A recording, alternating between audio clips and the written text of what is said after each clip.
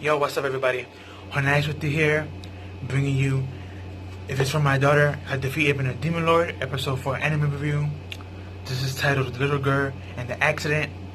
This episode got me heated. It starts off very cute with Latina, and they are talking and stuff like that, and he learns that she knows magic. So he's trying to teach her other magic to expand besides this hidden magic and stuff like that. And then the next day, they say an emotional goodbye, or at least he does, because he has to send her to school. She's going to school, and Chloe picked her up, and she's taking her to the way, back and forth, walking back and forth. And they get to school on their first day. They say hi to everybody. We see Marco, Anthony, Ruby,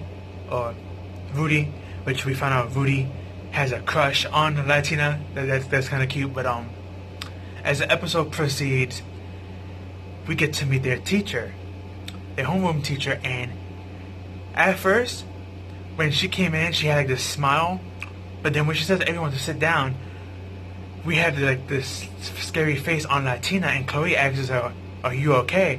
And she's like, "Yeah, I'm fine." And as the classes, begin in the lectures, and the teacher's walking around with giving a lecture, she notices that Latina's horns are being hidden with ribbons, but she still sees little pointers. So she got upset, and she grabbed her by her horn, as you see in my thumbnail, and she picked up, and she had her for a good probably 5 minutes in the air, hanging her by her horn. So you have to imagine that must have hurt. If other animals get hanged by their horns or their tails, and they feel that, then most likely she didn't say nothing, or we didn't get to see her face because her body was turned to us, the back. So we just saw the back of Latina, but you have to imagine that she was crying through all this, and that she was in a great deal of pain. And the students were all able to save her by banging on the desks and throwing books at her and stuff, and doing things like that to get the other classroom teachers' attention. And they had to pull her off Latina and get her to the side. And Latina goes home, and she's shocked because she found out that the difference between humans and devils are their lifespan. We find out that devils can live 2 times longer than humans. So they may look, so basically all the devils technically look like humans with horns, but they have double the strength and double the lifespan, or double the magic, I should say, if you want to be specific. But this kind of shocked her, because she came to the realization that she's going to be alone since her lifespan is double than humans.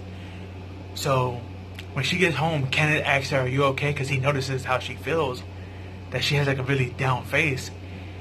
And this is when things get real dark.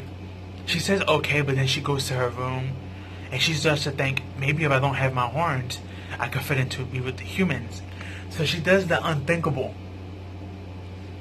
She actually breaks off one of her horns, which in turn put a little hole in her head, and she just started bleeding gushingly. And Kenny heard her drop, and when he went up and he saw her, he freaked out, of course, and he picked up and he shut up, bandaged it up and stuff like that. And he asked anybody in the bar, since they are adventurers, does anybody know healing magic? Just to, calm her down, where he takes her, to the main temple.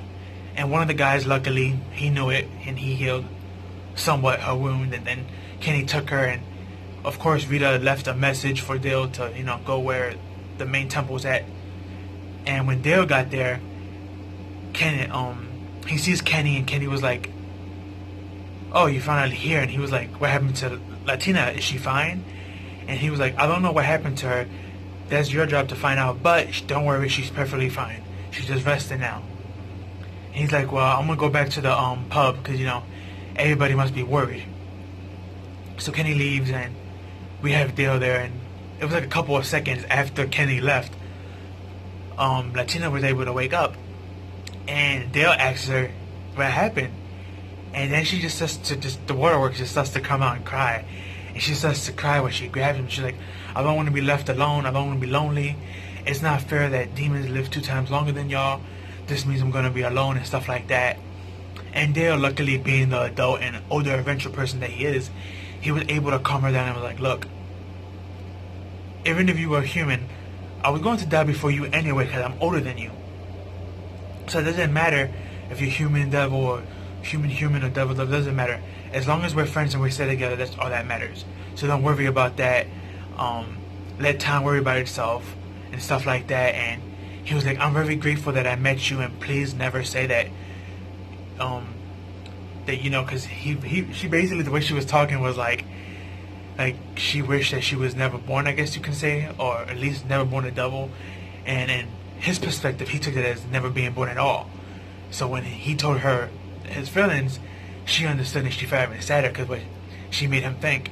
So it was a cute moment between daughter and father, and they hug and stuff, and he ended up kissing her in the cheek, and she got super blushed, and she's like, which was funny and kind of cute but expected. But after that, you know, we get one of my favorite scenes in the whole episode. We get the next morning, Dale goes to school, and he starts speaking to the principal, and he was like, you know why I'm here, right? And he has this weird medallion on, which is supposed to specify like his status. And he basically told the principal that you have to fire her, and she was gonna try to defend her fellow, you know, teacher. But Dale came in and he laid down the law. He was like, look, if you don't punish her and do what you're told, I'm gonna have to take this to the church of Ata or Aka, something like that. And they are known to worship the war god, and they're the ones who deal with punishing people, and they are like the head of like all the churches and stuff for this reason. And basically he was like, you don't want this smoke, so just do what you're told and get rid of her for what she did, because what she did had no right. She had no right to not just call my daughter an abomination, but she even abused her. And the principal wanted to save her fellow teacher, but after what Dale just said, that, you know, he was going to take that to the highest church, she didn't want that smoke, because that would have been like a big punishment, not just for that teacher who abused Latina, but all the other teachers would have been investigated, and the principal, and none of them want that. So to avoid problems in the future, she had no choice but to do what Dale said, and they fired the teacher. Now, we don't get the teacher's name, they just call her priestess, so, but yeah, we just keep calling her crazy teacher or crazy priestess, but crazy teacher. She got fired, and they closed the door on her, and she started crying on the door.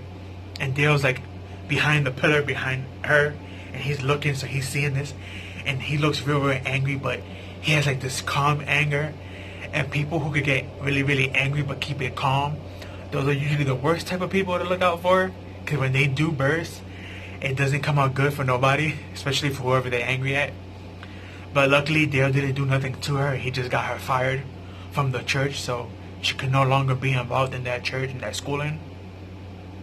Now, I'm not sure if she's gonna play a role later on. Maybe she's gonna get revenge.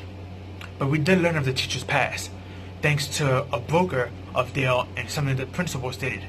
We learned that when she was a little girl, her whole family got slaughtered by demons in a war, and she became her only child, and she had to get raised in the church. That's why seeing Latina with other human kids kind of like bring back bad memories. And that's the reason why she acted like she acted.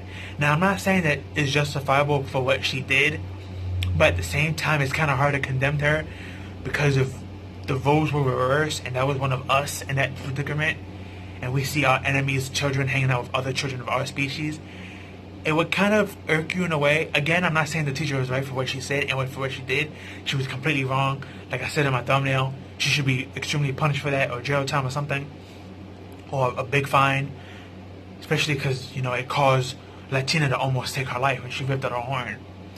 But it's good that, you know, she got her punishment. But at the same time, it's like I said, it's kind of hard to condemn her for what she did. I mean, it's not hard to condemn her, but it's understandable. Should she still be punished? Of course.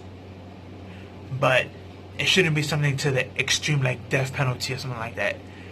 But she should be punished at least. But that's just my thoughts on that. I know other people got really, really upset with wishing death on her, and I know a lot of people were wishing for Dale to finish her off, but luckily that ain't happened. Then we get the final scene of the episode, which is going to be a throwback party for Latina, and Latina of course didn't go to school that day because she's still recovering, but Chloe did get to visit her before the party started, and Chloe actually punished her.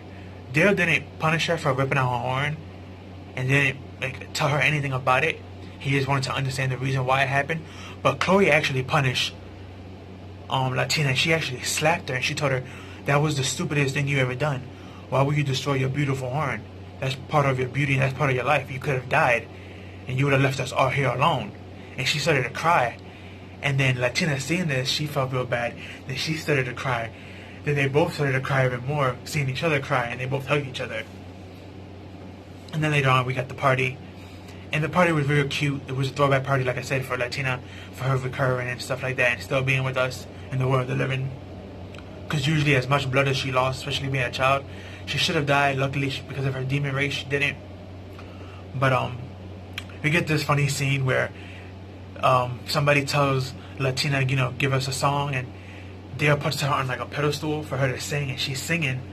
Before he get there, he started praising her, saying, Latina's the perfect girl, there's nothing she can't do, she's flawless, she's this, she's this. Then when he puts her on the pedestal to sing, we find out that she actually does have one weakness / flaw, and that is that she can't sing. But that was basically the end of the episode. It was real cute and funny seeing Latina try to sing. If you watch the ending, you notice that you see her kind of dancing a little bit, doing one of those little kid dances that, you know, we see in Japanese anime kids do, so that was kind of cute seeing that. So I guess later on she's going to probably learn how to dance and sing, maybe. Who knows? At the same time, she just said she wants to help Gale more. So she wants to learn different magic. Now she could be a support for Gale when he leaves or when he comes back. She could actually go with them to be an adventurer. I don't know her future yet. This is only episode 4, but so far I'm liking it. Like I said plenty of times before, I'm not really into slice of life, but I do like how this story's playing out. I think this is like my second or third slice of life that I review on my channel since I've been up for like the past year and a month. A year and a 3 months, really. But yeah, this was a really good episode 4. But if you haven't seen it, I advise you to go watch it. But that's all I have for you. Let me know down below what you like and didn't like about the episode. How did you feel about the Latina and teacher issue? And how do you think Dale took care of it? Do you think he took care of it right? Do you think he took care of it wrong? Let me know down below. And how do you feel about Chloe? Do you think what she did was... of course what she did was great, but do you think that it should have been Dale to be the one to punish her and not her friend? But that's all I have for you guys. Peace and have a good one.